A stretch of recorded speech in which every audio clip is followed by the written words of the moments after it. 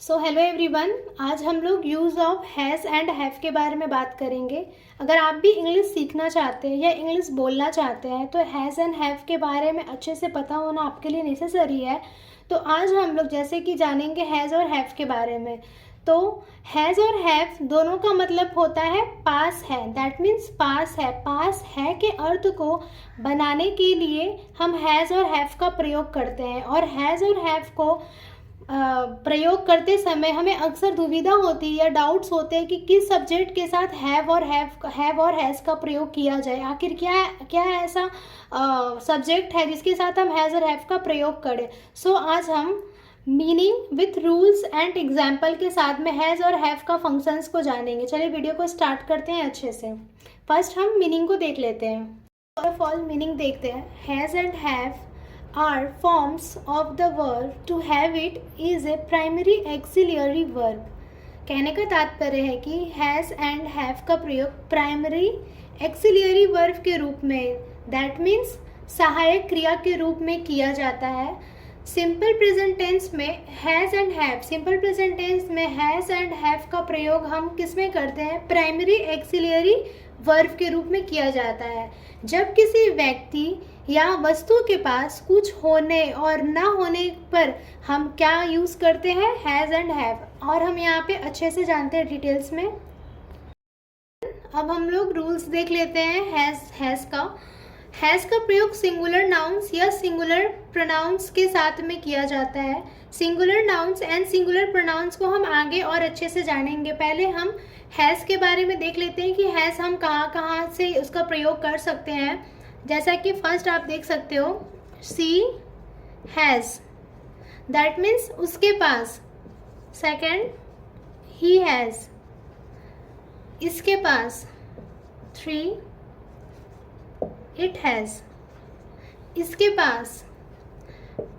Four, Ram has, Ram के पास। The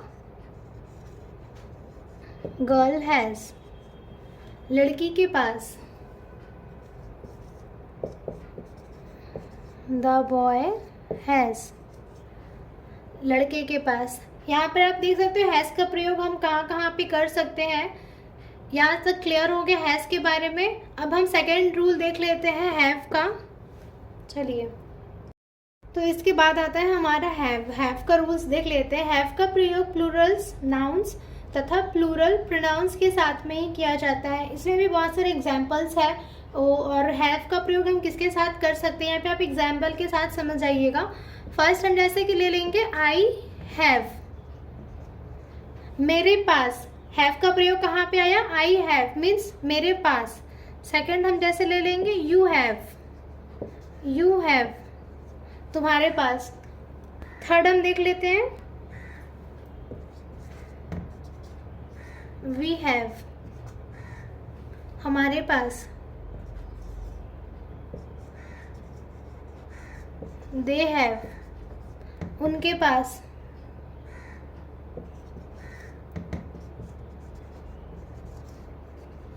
the girl have, लड़कियों के पास। यहाँ तक आप क्लियर हो गए हैज़ और हैव से। हैव का प्रयोग हम कहाँ कहाँ पे कर सकते हैं? Plurals nouns and plurals pronouns के साथ में हैव का प्रयोग किया जाता है। आई होप कि यहाँ तक आप क्लियर हो गए। अब हम आगे बढ़ते हैं।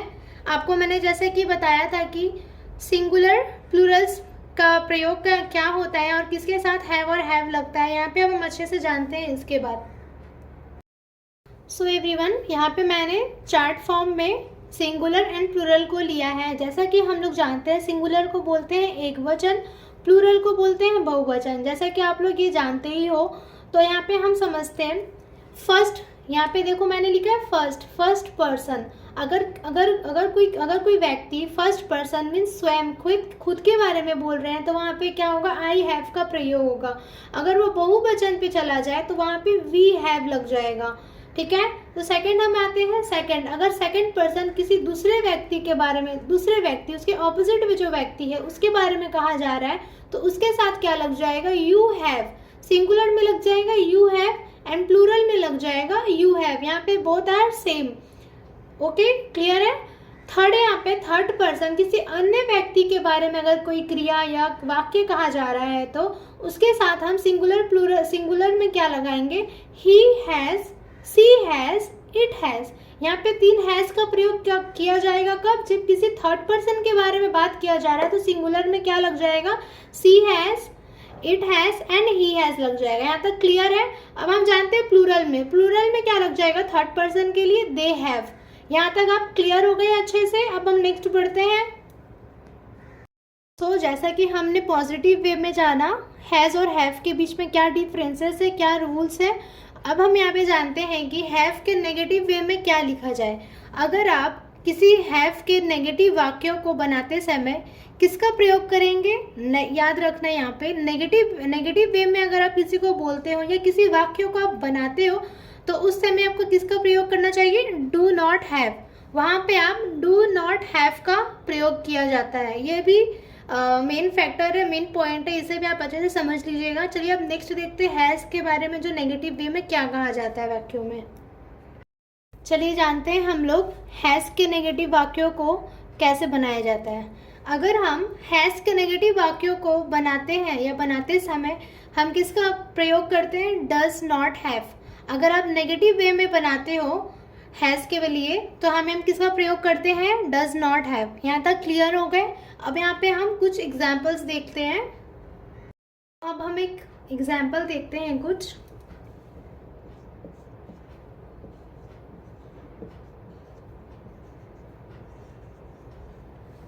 मेरे पास एक कार है, I have a car.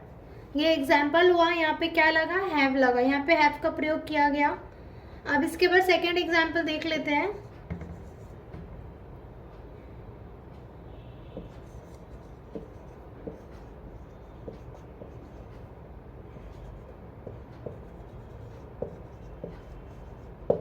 You have a mobile, तुम्हारे पास एक मोबाइल है।